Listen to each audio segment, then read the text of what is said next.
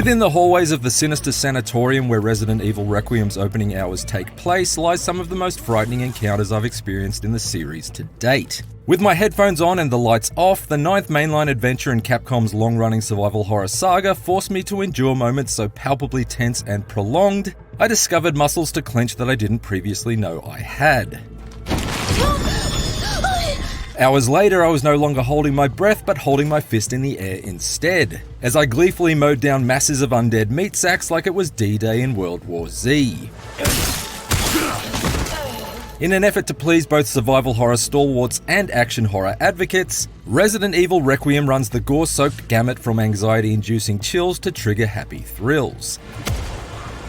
The result is yet another supremely hair-raising horror story, despite the fact its most potent scares have all been delivered by the time it arrives at its more gloriously gung-ho second half.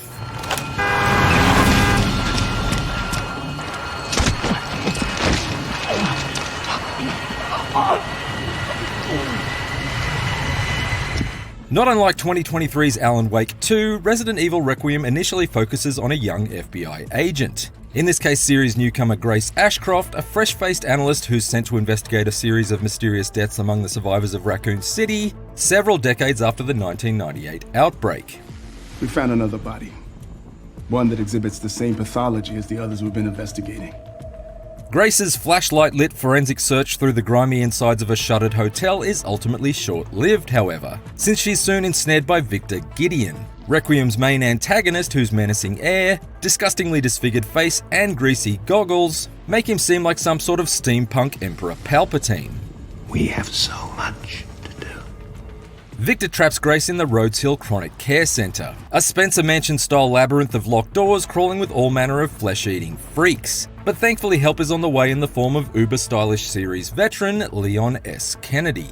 Survival horror's preeminent himbo has clearly seen better days. The strange bruising on his skin suggests he's battling some sort of affliction potentially related to T-virus exposure, while the shiny new Porsche he's driving implies he's also not immune to a midlife crisis. But it's Grace who is the standout here. Resident Evil characters have historically exhibited an overly campy quality that's injected a large dose of goofiness amidst the gore. But for my money, this inexperienced FBI agent is by far the most relatably human heroine the series has ever had. Her evolution from being perpetually on the brink of a panic attack to becoming self-assured enough to fight back made for a journey that I found as captivating as it was consistently creepy.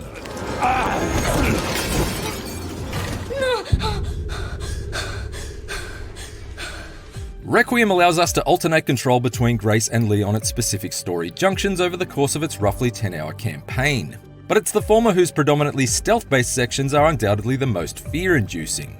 Underpowered and under constant threat from twisted stalker ghouls that are liable to descend from the rafters at any moment, Grace's efforts to escape from the terrors of Victor's hospital is a wonderfully stressful slab of unrelenting survival horror. There's precious little ammo to find, a miserly number of inventory slots to manage, and Grace moves at such a slow speed that it makes timing your careful crouch walk to avoid a prowling pack of zombies an exercise in pinpoint path making. All the while you have to puzzle through a stimulating series of body part based riddles and elaborately locked doors, never really knowing when you're going to turn a corner and come face to flabby face with a grotesquely girthy golem that's urgently squeezing its way down the hallway towards you. Nope. No thank you. I spent so much time trying to steer clear of the numerous considerable threats that on the occasions Grace was forced into a confrontations, the results really rattled me. When played in the default claustrophobic first-person perspective, her guns feel genuinely startling to fire and the impact of every precious pistol shot is immense. Bullets tear the festering flesh off zombie faces, leaving eyeballs to dangle from their stems. Yeah. And blood spatter paints the walls and persists even when you backtrack through the area later on. The gallons of gore that covers the floor isn't just there for spectacle, mind you, since Grace is equipped with a handy blood collector that allows her to syringe up the infected plasma pooling around zombie corpses, and combine it with other pieces of scrap to craft invaluable items like medkits and single-use hemolytic injectors. The latter can be jammed into the spine of an undead monster caught unaware, causing their entire body to swell up and explode in the most gloriously blood-soaked manner of stealth kill possible. But you can also use it to effectively dispose of a body you've downed previously. I found that to be a smart move in areas I knew I'd be revisiting, since Requiem zombies also have a terrifying tendency to reanimate and mutate when you least expect them to. Grace's quest only grows more intense as it takes her through the suffocating shadows of the hospital's basement and beyond, but moving through Requiem's danger-filled surroundings at a snail's pace didn't just keep my nerves on edge, it allowed me to observe and appreciate the efforts that Capcom has put into enhancing the eerie behaviour of its undead army. These are no longer the groaning, foot-dragging mouth breathers encountered during the original Raccoon City outbreak. Instead, they retain traces of humanity that somehow makes them seem far more unsettling than the more animalistic werewolves in Resident Evil Village. Like the ones that idly flick light switches on and off like bored toddlers, or the others that wander around muttering and laughing to themselves before suddenly collapsing to their knees to hungrily feast on the corpse of one of their former friends.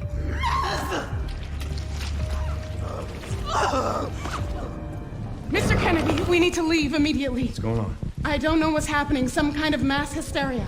While Grace's plight is a desperate and deliberate crawl that had me second-guessing every shadow, the ominous sounds of silence are shattered by the roar of ferocious ultraviolence when you switch control to Leon for what are initially brief tension-breaking bursts, as everyone's favourite former RCPD recruit attempts a not-so-subtle rescue mission. These levels default to a third-person view to really show off the slaughter, and within minutes of his arrival I'd slipped comfortably back into Resident Evil 4 mode, nailing headshots and ending the undead with effortless execution moves.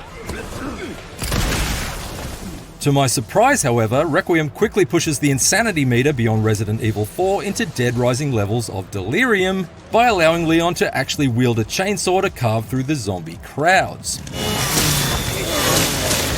Leon's sections are up-tempo and gruesome to a degree that left me giddy, and almost every major zombie Leon dispatches is met with a delightfully deadpan dad joke. I think I want a second opinion. Where Grace must use the scarce amounts of scrap in her surroundings to make her own rapidly destructible knives, Leon is toting a powerful hatchet that can be easily maintained with an everlasting flint. While Grace has to carefully count each round in her small handful of handguns, Leon enjoys an extensive bevy of teeth-rattling boomsticks from beefy shotguns to head-splitting sniper rifles. Plus, if Leon gets bored of his own weapons, he can use someone else's. After killing a zombie who drops a fire axe or lead pipe, he has the option to smoothly scoop it up and launch it at another enemy nearby, which is every bit as slick and satisfying as the similar sword-flinging feature of last year's Ghost of Yotei. Simply put, there's no off position on Leon's ass-kicking switch. And in addition to his surging slaughter of zombie hordes, it's also within Leon's levels that the bulk of Requiem's appropriately epic boss encounters take place. There are plenty of colossal clashes to be found here, from brand new behemoths to brilliantly reimagined threats from previous Resident Evil stories. And there isn't a single Del Lago-sized dud among them. I particularly loved how this hulking nasty subverted my expectations of how a Resident Evil boss fight should play out. Sure, being tasked with blasting the glowing weak points that cover a marauding monster's torso is nothing new. That is, until you realise that while piercing each swollen blister does inflict damage to the beast, it also spews streams of infection onto the zombie underlings around him, instantly mutating them into brawnier forms of backup for you to contend with. Leon may be armed to the teeth, but that doesn't mean Requiem doesn't still find creative ways to ramp up the challenge. Playing as Leon is such a consistently violent delight that it's a little disappointing that the Mercenaries mode isn't a feature of Requiem after its welcome inclusion in 2021's Resident Evil Village. Come on, Capcom, you're going to give me a version of Leon who can violently split skulls with a hatchet and do a lumbering Leatherface impersonation with a swinging chainsaw, and you're not going to allow me to unleash him in a score-chasing time attack mode? Here's hoping it will be patched in as a post-launch addition like the free update that Capcom eventually provided for the Resident Evil 4 remake.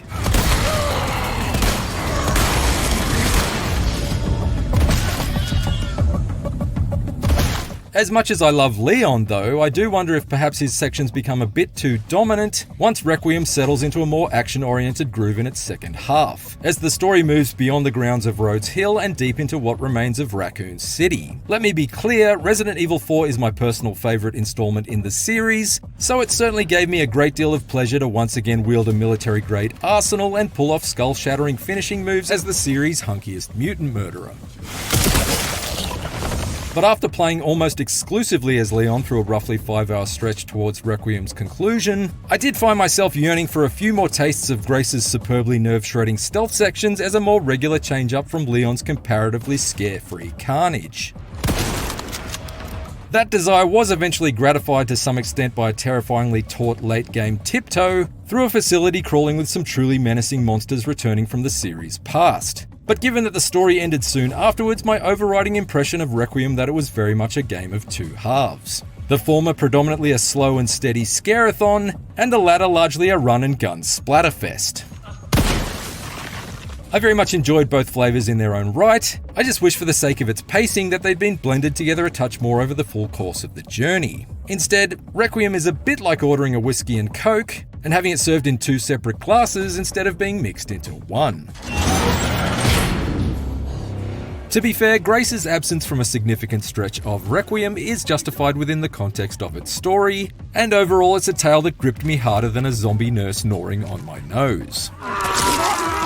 There are a number of blindsiding twists that cast new light on the origins of the Umbrella Corporation and the ambitions of its founder, along with an excellent mix of zombie-riddled locations both fresh and familiar to puzzle and pummel your way through, and plenty of vital notes to collect along the way. Some of these memos are crucial to understanding the intriguing mystery behind Grace's abduction and the truth about her past, while others are just genuinely funny gags to help ease the tension. After encountering a specific zombie type in one medical wing that was obnoxiously singing at the top of her lungs, I got a good laugh out of uncovering a doctor's report that had diagnosed her with main character syndrome.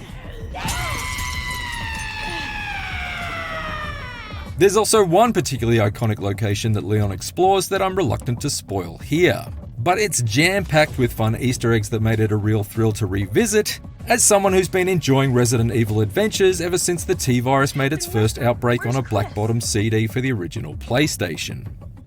Stop it! Don't open that door! But Chris is...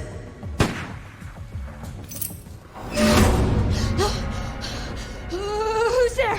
Like the result of an experiment conducted in an underground Umbrella Corporation lab, Resident Evil Requiem successfully splices two separate strains of survival horror together into the one highly infectious new mutation. It signals the return of a series legend and the arrival of a likeable new lead, amps up the gore to a new stomach-turning standard, and unleashes a scarier breed of zombie alongside some truly beastly boss fights. The lack of any meaningful side content like the Mercenaries mode is a touch disappointing, and I do wonder if a slightly more consistent balance could have been struck with the ebb and flow from jaw-clenching moments of tension to all-out assault, rather than front-loading the story with frights before giving way to a more bullet-riddled back half. Even so, from my first trembling steps into its shadows all the way to the tremendous Titan-sized takedown at its climax, Resident Evil Requiem kept me completely absorbed and consistently entertained, whether it was all hair-raising or all guns blazing.